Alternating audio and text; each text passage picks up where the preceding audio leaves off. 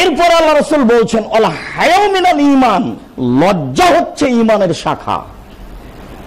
এই কথাটা নিয়ে আলোচনা।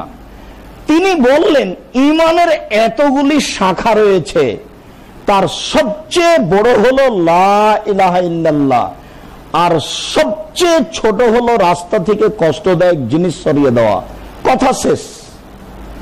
তো 3 নম্বর কথাটা তিনি কেন বলছেন? বলছেন আল হায়াউ মিনাল ঈমান, লজ্জা হচ্ছে ঈমানের শাখা। এইটা এখানে বলা প্রয়োজন ছিল না।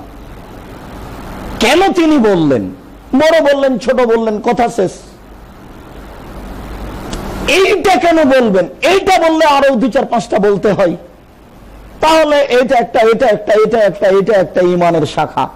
এইরকম না বলে বড় বললেন, ছোট বললেন, আবার লজ্জা নিয়ে আসলেন।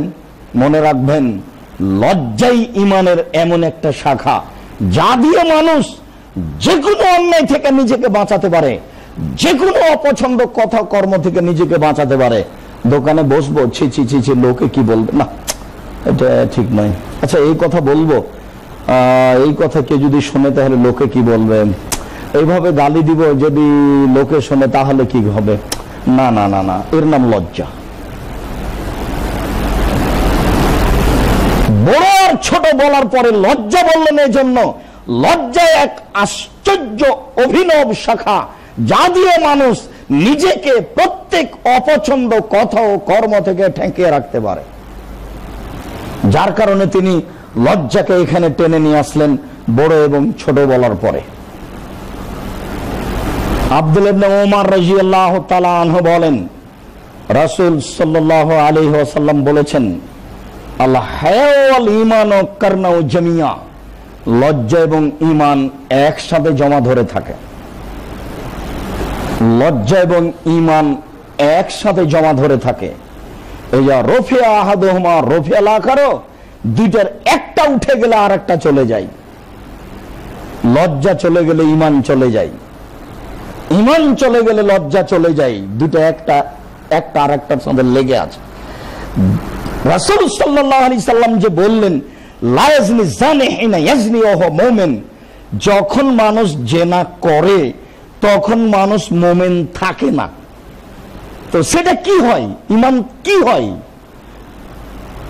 এক বর্ণনায় এসেছে খারাজাল ঈমান মিনহু, ঈমানটা তার থেকে বের হয়ে যায় এবং মাথার উপরে ছায়া করে থাকে, মাথার উপরে ও থাকে। ওয়াইজা তওবা মিনহু, যখন জেনা থেকে তওবা করে তখন ঈমান আবার তার ভিতরে ফিরে আসে। ঈমানটা তার ভিতর থেকে বের হয়ে যায় যখন এ অন্যায় কাজে লিপ্ত হয়। যখন সুদ খায় তখন ঈমান তার থেকে বের হয়ে যায়। যখন আত্মসাৎ করে ঈমান তখন তার থেকে বের হয়ে যায়। যখন এই কাজ থেকে তওবা করে তখন ঈমান আবার ভিতরে ফিরে আসে। তাহলে বোঝা যাচ্ছে যে ঈমান বের হয়ে যায়, ঈমান আবার আসে। আপনি নিজেকেও দেখবেন, কোন সময়ে দেখবেন যে বেশ আপনি আল্লাহ ভীতির উপরে আগ্রহী হয়েছেন, বলছেন যে আমি সালাত আদায় করব, পিতামাতাকে ভালোবাসবো, তারপরে দেখছেন 2-3 মাস পরে, 2-4-10 দিন পর আর নেই। তার মানে তখন ঈমান বেড়ে উঠেছিল, আবার কোন কারণবশত ঈমান কমে গেছে, তাই আর চোখে পানি আসে না। এই রমজানের শেষ দশকে কত চেষ্টা করলেন কিন্তু চোখে পানি আসলো না। তার মানে ভীতি ভিতরে কাজ করে না, ঈমান ভিতরে কাজ করে না, ঈমানের উপরে মরিচা লেগে যায়। লজ্জা এবং ঈমান একসাথে জমা ধরে আছে, দুইটার একটা উঠে গেলে আর একটা উঠে যায়, চলে যায়। লজ্জাই হচ্ছে ঈমান, ঈমানই হচ্ছে জান্নাত, যেটা আপনাকে পরক্ষণে বলছি। সম্মানিত মসজিদের মুসল্লি।